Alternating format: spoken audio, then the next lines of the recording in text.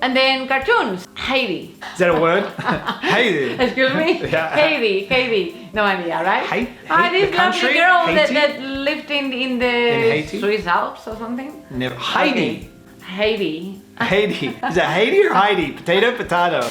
Hey Spain lovers, welcome back to our channel and welcome back to our living room here in wintry Madrid. Being in a relationship with someone from another country is full of joys, but also full of challenges. You see, both of us have had the experience of living in sort of the other person's country. I lived in New Zealand for 4 years. And I've lived in Spain for almost 10 years now. And we both lived in France for a year when we first met. And that was someone else's country, I guess. Someone lives there. Yeah. And here's the thing, I get the feeling that a lot of people out there, you guys, think that my life in Spain is just this total walk in the park and dreamland of tapas and wine all day and which just it is, joy, right? Which it completely is. So, but I'm gonna pretend and say that it's not. No, seriously, I do want to give you guys, and we want to give you some kind of context on what it's like to be in an international marriage and thereby, you know, the challenges of, say, living in another country and things like that. Just a little bit of kind of reality, which I realize is kind of what we did in last week's video. Don't worry, we'll get back to the dreams soon. I feel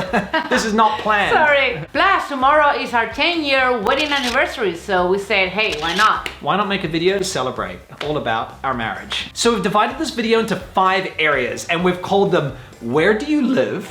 Lost in Translation, Far from Family, No Friends, No Shared History, and Who Did You Marry? That's 6. We divided it into 6 different chapters this video, and I realized that these titles that we've made, Yoly, sound a little bit like, you know, categories in Jeopardy, right? What was Jeopardy? Exactly. This is the cultural differences that we live with that make all the joys and all the challenges that we're going to tell you about. Let's dive into the first one. Vale.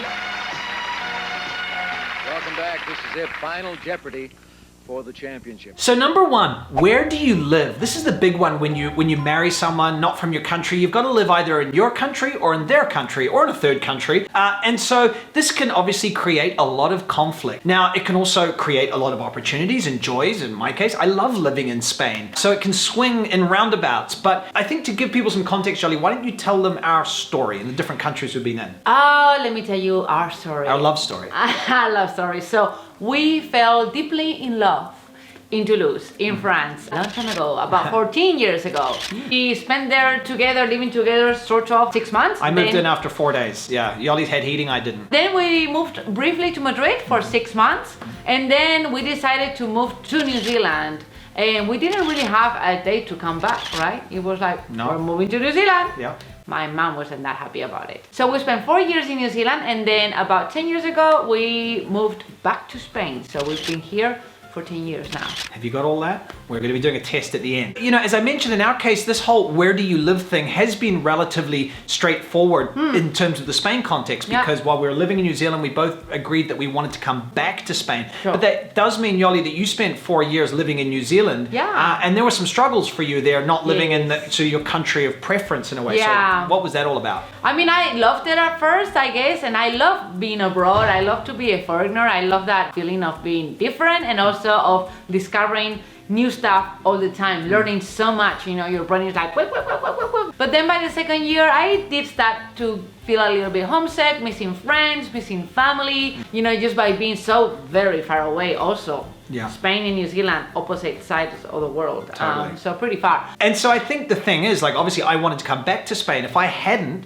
then that's when people break up, you know, because where you live, that's so critical, hard. You know, and so we both want to be in the same place. All right, so that's number 1 we want to deal with. Moving on to the next one. So round 2 of Jeopardy, Lost in Translation. What are we talking about?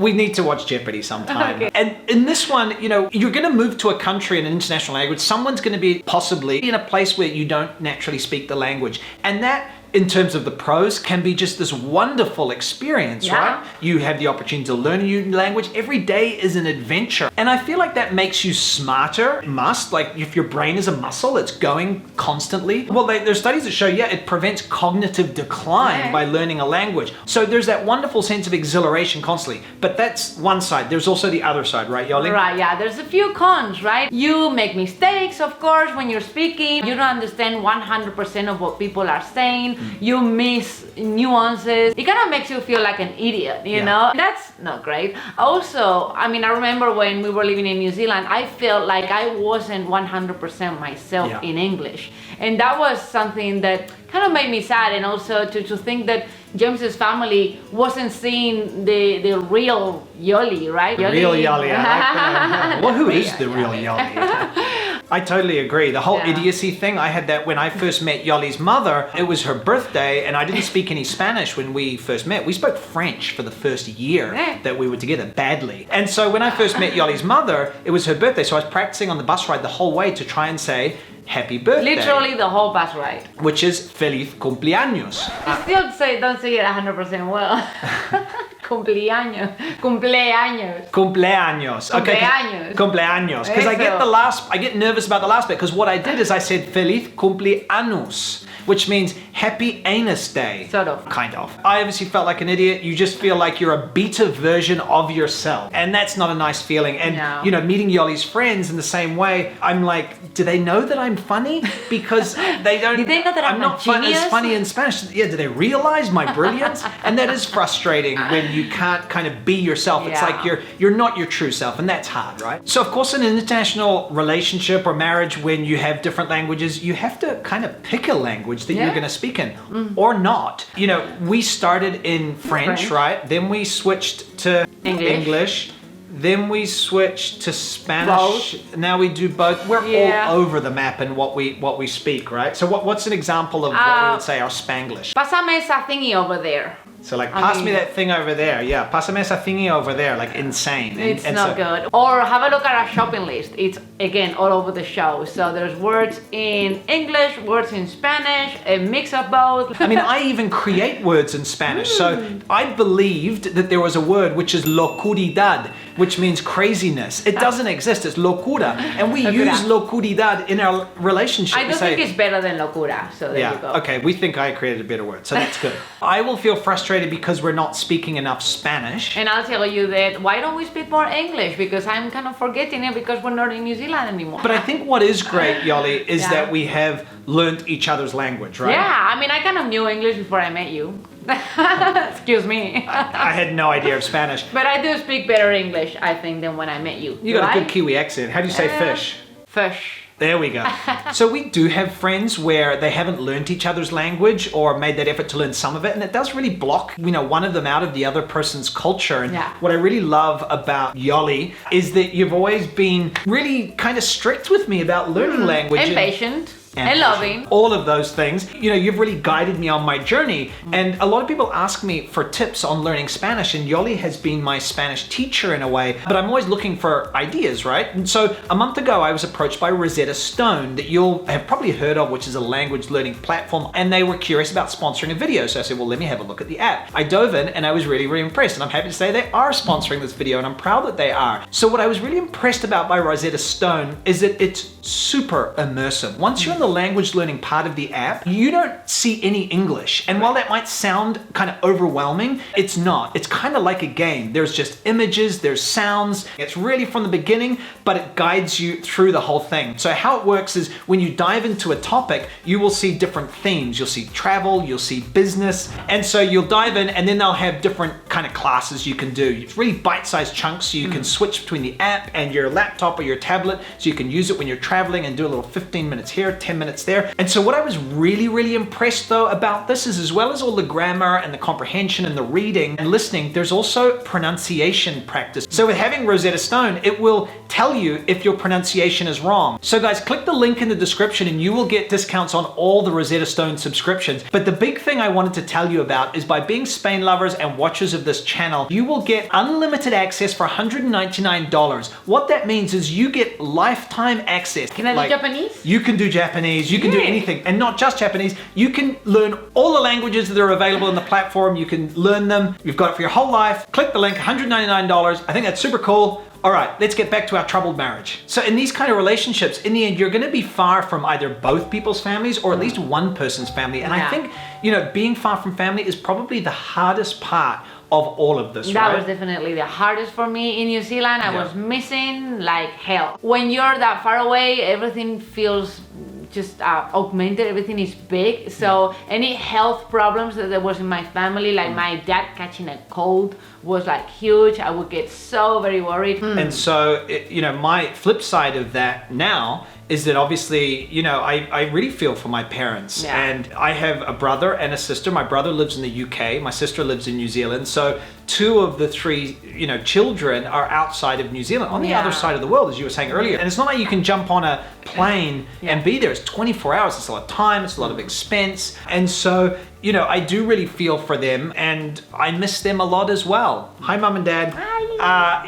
We were supposed to go there this year. Coronavirus hit. That's not possible. And so that distance, you do really, really feel it. So number 4, no friends, or as we used to say at school, Billy, no mates. Oh, never heard that one, obviously. Cultural differences. We'll get on to shared histories in a moment. As you guys will know in your lives, is your really strong friendships are so often formed at school, at university, and those really formative years. And when you move, it's really hard to create those again, those strong things. You think you will create them because you've always had them. Yeah. But then after a while you realize, actually, maybe it's not going to happen. I mean, in New Zealand, I tried my best to make friends, and I was also trying not to have only expat friends, right? So not only like Spaniards or maybe people from Latin America, because it's true that the language does help, right? So I was trying to make friends from there, from New Zealand, but that's kind of hard because locals there have their lives already figured out, so they're not necessarily looking for new friends, friendships, right? But here's one piece of advice for you guys. If you're I'm listening because I need this one. Oh, darling, if you're in a similar situation, what I always find very helpful is to go to lessons, to take lessons of whatever. Start a hobbies. And for me, that was flamenco. So I made a few friends through starting my love affair with flamenco.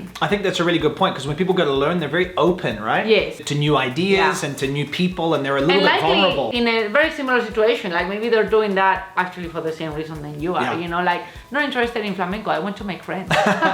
And so my experience here in Spain, you've got your university friends and school friends and things like that, Yoly, and they have become my friends, and I love them, and I can talk to them about anything and things like that, but they're not people that I call up directly, right? It's always through Yoly. Through me, And so, the people I call up directly, the friends that I have made, and I do have friends here, I'm not completely friendless. I feel like you feel sympathy for me here. There's a lot of like, oh, poor you going on. Course. I'm good, guys. I'm good. I'm okay. Don't worry. I'm hanging in there. But what I was going to say about the friend side is that I have made some friends here, some male friends, but they've already got their lives set up, right? They've got their families. We've all got busy things going on. So just by being an adult, you see people less. So if you don't have those really strong bonds from university or from school, then it is still a little harder to kind of see people regularly. I feel like we'll catch up every X amount of time. And because I'm a workaholic as well, that's kind of made it hard. That doesn't help. And the pandemic doesn't help, but I was kind of like, I need to figure this out. I'm going to join a meetup and go and, book club and things like that. But now with the pandemic,